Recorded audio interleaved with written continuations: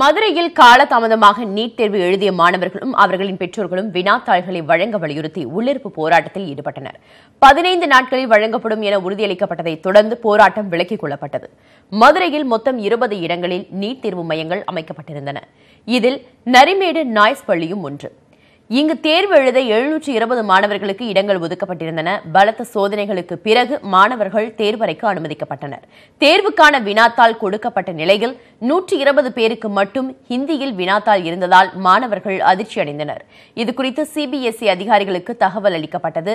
மாற்று வினாத்தாள் கொண்டுவர காலதாமதமானதால் மாணவர்களுக்கு உணவு, குடிநீர் போன்றவை வழங்கப்பட்டன. 24 பேருக்கு 12 மணிக்கு தேர்வு தொடங்கிய நிலையில் மீதமிருந்த 96 பேருக்கு 3 மணிக்கு தான் தேர்வு தொடங்கியது. தாமதமாக தேர்வு தொடங்கியதால் மாணவர்களும் அவர்களது பெற்றோர்களும் மிகுந்த சிரமத்திற்கு ஆளாகினர்.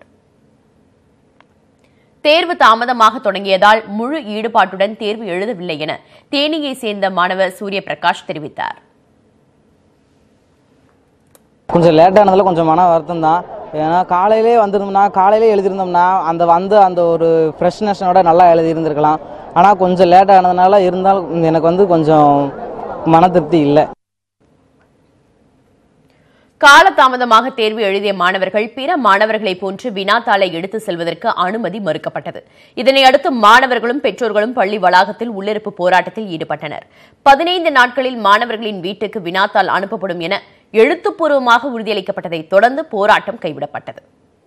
15 நாள்ல நீ எந்த புக்லெட் எழுதுனீங்களோ அந்த புக்லெட் உங்க வீட்டுக்கு தேடி வந்துடும். ஏன்னா அந்த புக்லெட்ல உங்க ரோல் நம்பர் எழுதிருக்கீங்க, பையன் சைன் பண்ணிருக்கான், அந்த ரோல் நம்பர் வச்சாவே உங்க வீட்டு அட்ரஸ் கிடைச்சிரும். அதுல அனுப்பிடுறாங்க. சிபிஎஸ்இ விதித்த அனைத்து விதிமுறைகளையும் தாங்கள் பின்பற்றிய போது ஏன் அவர்கள் கடமையை ஒழுங்காக செய்யவில்லை என கேள்வி எழுப்பினார் ஸ்ரீவில்லிபுத்தூரை சேர்ந்த ஆனந்தவள்ளி. தமிழ்ல ஏன் எழுதக்கூடாதா? தமிழ் ஏன் இல்லை அவங்கள்ட்ட? தமிழ் இந்த வருஷம் தானே ஃபர்ஸ்ட் டைம் தமிழ் வந்திருக்கு. அதுலேயே இவங்களுக்கு என்ன இது? இவங்க சொல்கிற ரூல்ஸ் எல்லாம் நாங்கள் ஃபாலோ பண்ணி தான் வந்திருக்கோம். ட்ரெஸ்லேருந்து எல்லாமே இவங்க அவங்க ரூல்ஸை ஃபாலோ பண்ணக்கூடாதா? 10 to 1 மணி வரை எழுதுகிற டெஸ்ட்டை நாங்கள் 12 to 3, 3 to 6ன்னு எழுதியிருக்கோம். 3 பேட்சா. இதில் என்ன எங்களுக்கு நியாயம் இருக்குது? ஸ்டூடெண்ட்ஸுக்கு அப்போ நாங்களே எதுவும் மெடிக்கல் போகக்கூடாதுன்னு நினைக்கிறாங்களா கவர்மெண்ட்டு? முன்னாள் முதலமைச்சர் ஜெயலலிதா நினைவிடத்திற்கான அடிக்கல் நாட்டு விழா இன்று நடைபெறுகிறது. சென்னை மெரினா கடற்கரையில் மறைந்த முன்னாள் முதலமைச்சர் ஜெயலலிதா நினைவிடத்திற்கு இன்று காலை அடிக்கல் நாட்டு விழா நடைபெறுகிறது.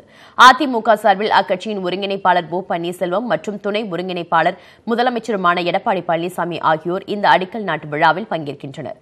காலை 8:30 மணி அளவில் நடைபெறும் இந்த விழாவிற்கான ஏற்பாடுகள் மெரினா கடற்கரையில் தொடங்கியுள்ளது.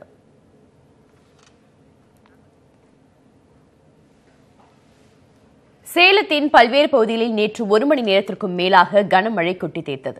கடந்த சில நாட்களாக சேலத்தில் அவ்வப்போது மழை பெய்து வரும் நிலையில் நேற்று அஸ்தம்பட்டி, சீலநாயக்கன்பட்டி, 5 ரோடு, ஜங்ஷன் உள்ளிட்ட பல்வேறு பகுதிகளில் கனமழை கொட்டியது. ஆரம்பத்தில் லேசாக தொடங்கிய மழை பிறகு படிப்படியாக அதிகரித்து பயங்கர காற்றுடன் 1 மணி நேரத்திற்கும் மேலாக பெய்தது. இதனால் சாலைகளில் மழை நீர் வெள்ளம் போல் ஓடியது. இந்த மழையினால் கோடை வெப்பம் தணிந்து குளிர்ச்சி நிலவியது.